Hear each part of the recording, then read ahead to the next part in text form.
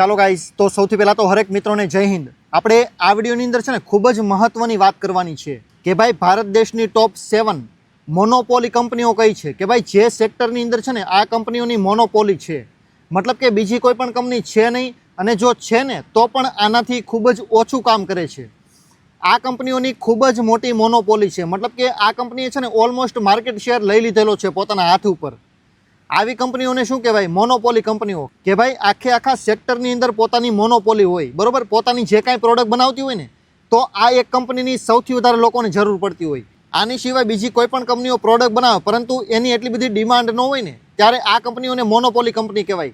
અને આ કંપનીની અંદર છે ને સૌથી વધારે માર્જિન હોય અને પ્રોફિટ પણ સારામાં સારું કરતી હોય. આવી કંપનીને મોનોપોલી કહેવાય.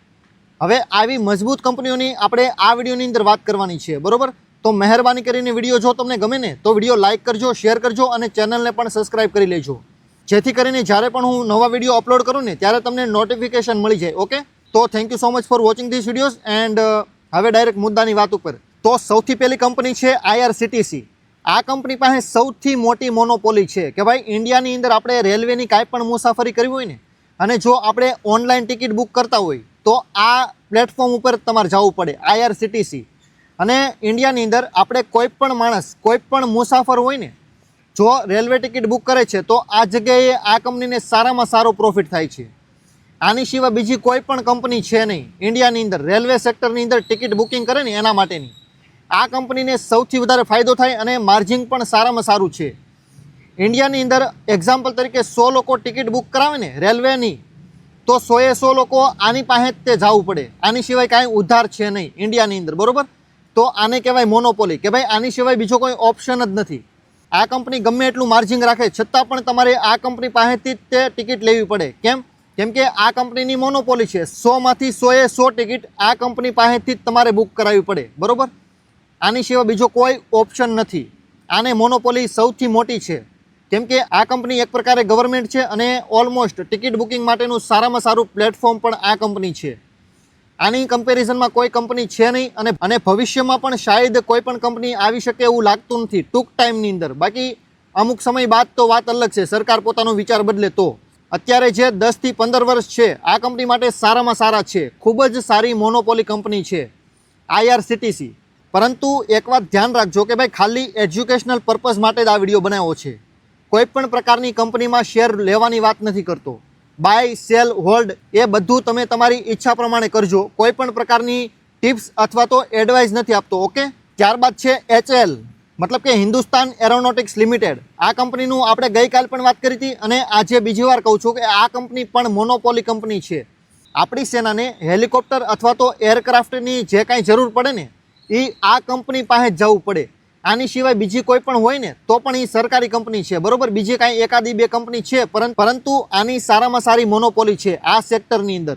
એરક્રાફ્ટ અથવા તો હેલિકોપ્ટર આપણે સેનાને જોતું હોય ને તો આ કંપની પાસે સૌથી પહેલાં જવું પડે.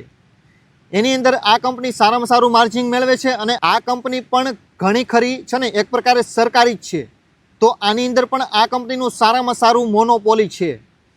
આ કંપનીની સારામાં સારી મોનોપોલી છે. તો આને તમે નેગ્લેક્ટ, મતલબ કે ના ન પાડી શકો આ કંપનીને વિકાસ કરવામાં.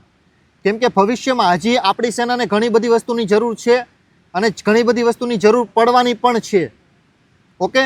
તો આ કંપનીનું સૌથી વધારે ભવિષ્યમાં જરૂર પડશે.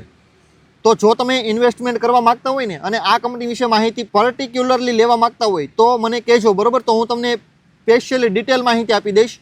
અને જો તમને આવડતું હોય તો તમે જાતે પણ લઈ શકો છો, બરોબર. ત્યારબાદ તમે શેરને બાય, સેલ અથવા તો હોલ્ડ કરી શકો. બાકી આ વિડીયો મેં માત્ર એજ્યુકેશનલ પર્પઝ માટે જ બનાવેલો છે. ત્યારબાદ ત્રીજા નંબરની કંપની છે કોલ ઇન્ડિયા લિમિટેડ. આ કંપનીનું કામ શું છે કે ભાઈ કોલનું માઇનિંગ કરવાનું, કોલસાનું માઇનિંગ કરે છે એક પ્રકારે. આ કંપનીની મોનોપોલી પણ સારામાં સારી છે. ઇન્ડિયાની અંદર આપણે અત્યારે જેટલી પણ ઇલેક્ટ્રિસિટીનો ઉપયોગ કરીએ છીએ ને એમાં ઘણી ખરી અત્યાર સુધી આમાંથી જ તે બનાવવામાં આવતી હતી, કોલમાંથી, બરોબર. હવે આ કોલ છે ને ઓલમોસ્ટ આ કંપની 80% ઇન્ડિયાને પૂરો પાડે છે. આની સિવાય બીજી કોઈ પણ કંપની આની આસપાસ પણ નથી, આના અડધે પણ નથી. બસ આસપાસ તો નહીં, પરંતુ અડધામાં અડધું ગણો ને તો પણ જડ દઈને તમને કંપની નહીં મળે. આ કંપની બેસ્ટમાં બેસ્ટ છે, પરંતુ આનું ભવિષ્ય હજી મને અનસિક્યોર લાગે છે. આ વસ્તુ સૌથી વધારે મહત્વની છે. મોનોપોલી તો છે, પરંતુ ભવિષ્યમાં આને મને 10 થી 20 વર્ષ બાદ આનું ભવિષ્ય મને દેખાતું નથી લાંબુ, કેમ કે ઓલરેડી ગ્રીન એનર્જી આવી ગઈ છે. તો કોલ ઇન્ડિયા માટેનું એટલું બધું ફ્યુચર નથી, છતાં પણ મેં તમને ખાલી ઇન્ફોર્મેશન માટે કહી દીધું. ઇન્ડિયાની અંદર 80% કોલનું ઉત્પાદન છે ને આ કંપની કરે છે, અને આ જ કંપની આપણને સપ્લાય પૂરી કરે છે. આની સિવાય બધું ખોટું પડે ઇન્ડિયા માટે. અને હા, કોલ ઇન્ડિયા કંપનીનો કેશ ફ્લો છે ને એકદમ સ્ટેબલ છે, મતલબ કે કાંઈ પણ ખર્ચાઓ લાંબા છે નહીં, અને એકદમ સ્ટેબલ. કોઈ પણ પ્રકારની હરીફાઈ છે નહીં, એટલે તો એને કાંઈ નુકસાન તો જવાનું નથી કાંઈ ખર્ચા થવાના. તો એનો કેશ ફ્લો ઓલમોસ્ટ સ્ટેબલ છે, અને સાથે સાથે ડિવિડન્ડ પણ સારામાં સારું આપે છે. આ વસ્તુ મહત્ત્વની છે. જે લોકો ડિવિડન્ડ માટે કંપની લેતા હોય ને, તો આ કંપની એના માટે સારામાં સારી છે, પરંતુ ગેરંટી વોરંટી નથી, અને નથી કોઈ પણ પ્રકારની ટિપ્સ. આ ભૂલતા નહીં. ત્યારબાદ ચોથા નંબરની કંપની છે આઈટીસી. આઈટીસીની પણ ખૂબ જ સારામાં સારી મોનોપોલી છે ઇન્ડિયા લેવલે, કેમ કે આ કંપની છે ને એફએમસીજી સેક્ટરમાં છે, હોટલ બિઝનેસમાં છે, અને ત્યારબાદ ટોબેકો કંપની છે. સિગારેટ બનાવવાનું કામ કરે છે. સિગરેટ જે લોકો પીવે ને એ. હવે સિગરેટ બિઝનેસની અંદર છે ને આ કંપનીની 80% મોનોપોલી છે ઇન્ડિયાની અંદર, અને ઘણું ખરું બહાર પણ એક્સપોર્ટ કરે છે.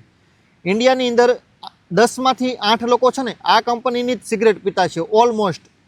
એટલી આ કંપનીની મોનોપોલી છે. તો આ કંપની પણ માર્જિન સારામાં સારું લે છે, અને ટેક્સ પણ સારામાં સારો આપે છે, કેમ કે સિગરેટ ટોબેકો કંપની ઉપર ટેક્સ એક અનધર લેવલનો સારો એવો લાગે છે, બરાબર. તો આની પણ મોનોપોલી સારામાં સારી છે આઈટીસી ઇન્ડિયાની. ત્યારબાદ 5મા નંબરની કંપની છે પીડીલાઇટ ઇન્ડસ્ટ્રીઝ. આ કંપની છે ને એધેસિવ્સ, મતલબ કે એક પ્રકારે તમે સમજો કે ભાઈ ફેવિકોલ સેક્ટરની કંપની છે. આપણે ઇન્ડિયાની અંદર જેટલો પણ ફેવિકોલ વપરાય ને એમાંથી ઘણો ખરો ફેવિકોલ આ કંપનીનો વપરાય છે, બરાબર. કેમિકલ સેક્ટરની એક પ્રકારે કંપની કહી શકો તમે. ફેવિકોલમાં સારામાં સારું મોનોપોલી છે આ કંપનીની. ઓલમોસ્ટ ઇન્ડિયાની અંદર 80થી 85% લોકો આ કંપનીનો ફેવિકોલ અથવા તો બિઝનેસ લેવલે પણ આ કંપનીનું સૌથી વધારે મટીરિયલ યુઝ થાય પ્રોડક્ટ. પીડીલાઇટ ઇન્ડસ્ટ્રીઝ આ કંપનીની સારામાં સારી પ્રોડક્ટ તમે ગોતો ને તો ફેવિકોલ અને ડૉક્ટર ફિક્સિટ આ એ બંનેની સારામાં સારી પ્રોડક્ટ પ્રખ્યાત, અને ઉપયોગમાં પણ સારામાં સારી લેવામાં આવે છે. ત્યારબાદ 6થા નંબરની કંપની છે નેસ્લે ઇન્ડિયા. આ કંપનીની પણ સારામાં સારી મોનોપોલી છે ઇન્ડિયા લેવલે. માર્કેટ શેર આ કંપનીના હાથમાં છે ઘણું ખરું.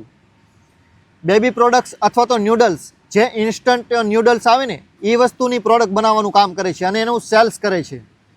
અને આ કંપની એફએમસીજી સેક્ટરમાં ઘણી ખરી સારામાં સારી છે. આ કંપનીની પ્રોડક્ટ ઉપર લોકોને પણ ઘણો ખરો ભરોસો છે. નેસ્લે ઇન્ડિયાની સારામાં સારી પ્રોડક્ટ તમે કોઈ યાદ હોય એવી ગણો ને તો એક મેગી, અને બીજું છે નેસ્કેફે. આ એની પ્રોડક્ટ મટીરિયલ છે. આના નામ ઘણા ખરા લોકોએ સાંભળ્યા હશે. નેસ્લે ઇન્ડિયાનું બ્રેન્ડ વેલ્યુ છે ને ખૂબ જ સ્ટ્રોંગ છે, અને સાથે સાથે આ કંપની પાસે ડિસ્ટ્રીબ્યુશન પાવર પણ ખૂબ જ સારો એવો છે. આપણા દેશની અંદર કોઈ પણ ખૂણે આ કંપની પોતાની પ્રોડક્ટ ગમે ત્યાં પોગાડી શકે ને એવો પાવર આની પાસે છે. ઘણી બધી કંપનીઓ પાસે પ્રોડક્ટ સારી હોય, પરંતુ પુગાડી ન શકે, દેશની અંદર ઘણી ખરી જગ્યાએ વેચી ન શકે. તો આ એની અંદર કમજોરી કહેવાય કે ભાઈ ડિસ્ટ્રીબ્યુશન પાવર સારામાં સારો છે આ કંપની પાસે. ત્યારબાદ 7મા નંબરની કંપની છે હિન્દુસ્તાન ઝિંક. આ કંપની છે ને ઝિંક અને સિલ્વરનું માઇનિંગ કરવાનું કામ સૌથી વધારે છે આ કંપનીનું. ઝિંકનું સૌથી વધારે ભારતની અંદર પ્રોડ્યુસ કરે છે, અને સાથે સાથે સારામાં સારી ડિવિડન્ડ યીલ્ડ આપતું હોય ને તો આ કંપની સારામાં સારી છે. મતલબ કે બધાની સરખામણીમાં નથી કહેતો, પરંતુ ડિવિડન્ડ સારામાં સારું આપે છે એટલીસ્ટ. ટૂંકમાં 7 કંપની હું તમને કહું ને કે ભાઈ કયું કામ કયા સેક્ટરમાં છે, તો આઈઆરસીટીસી રેલવે સેક્ટરની અંદર છે, ટિકિટ બુકિંગ માટેનું અને કેન્ટરિંગ સર્વિસીસ. આની અંદર આની મોનોપોલી સારામાં સારી છે. ત્યારબાદ બીજા નંબરની company Hindustan aeronautics limited, HAL. આનું કામ શું છે કે ભાઈ એરક્રાફ્ટ અને હેલિકોપ્ટર બનાવવાનું કામ. શેના માટે? સ્પેશિયલી તમારી અને મારી માટેનું નહીં, શેના માટેનું? કેમ કે આ ઓર્ડર ખૂબ જ સિક્યોર અને સેફ રાખવાના હોય. આ કંપની આ કામ કરે છે, શેના માટેની સર્વિસ આપવાનું એક પ્રકારે. ત્યારબાદ ત્રીજા નંબરની કંપની કોલ ઇન્ડિયા, કોલનું માઇનિંગ કરે છે. આની અંદર 80% એની મોનોપોલી છે. ત્યારબાદ પીડીલાઇટ અધેસિવ્સ, મતલબ કે ફેવિકોલવાળી કંપની. આની અંદર આનું કેટલું છે 80થી 85% સારામાં સારી મોનોપોલી છે. 6ઠ્ઠી કંપની નેસ્લે ઇન્ડિયા. આનું શું કામ છે કે ભાઈ ફૂડ અને ડિસ્ટ્રીબ્યુશન પાવર સારામાં સારો, મોનોપોલી ઇન્ડિયા લેવલે સારામાં સારું ડિસ્ટ્રીબ્યુશન આ કંપની કરી લે છે. અને 7મા નંબરની કંપની હિન્દુસ્તાન ઝિંક. આ કંપનીનું કામ શું? ઝિંક પ્રોડ્યુસ કરવાનું. ઝિંકનું જે કાંઈ ક્રિયા પ્રક્રિયા થતી હોય આના માટેની મોનોપોલી છે. આની સરખામણીમાં બીજી કોઈ કંપની છે નહીં. તો આ બધી કંપનીઓ છે ને ખૂબ જ મોનોપોલીવાળી છે અને ભવિષ્યમાં પણ સારામાં સારું અમુક કંપનીઓ આપી શકે એમ છે. બધી કંપનીનું તમને ગેરંટી ન દઈ શકું. ઘણા લોકો એમ કે ભાઈ ગેરંટી અમને કહો. ગેરંટી શું? ગેરંટી ભાઈ કંપનીનો માલિક આવે ને તો પણ ન લાગી શકે. ગેરંટી કોઈ ન આપી શકે કે ભાઈ ભવિષ્યમાં કોનું શું થશે. ઓકે, તો માત્ર એજ્યુકેશનલ પર્પઝ માટે વિડીયો બનાવ્યો છે. એજ્યુકેશન માટે જ શીખજો. તો thank you so much for watching this videos and good bye.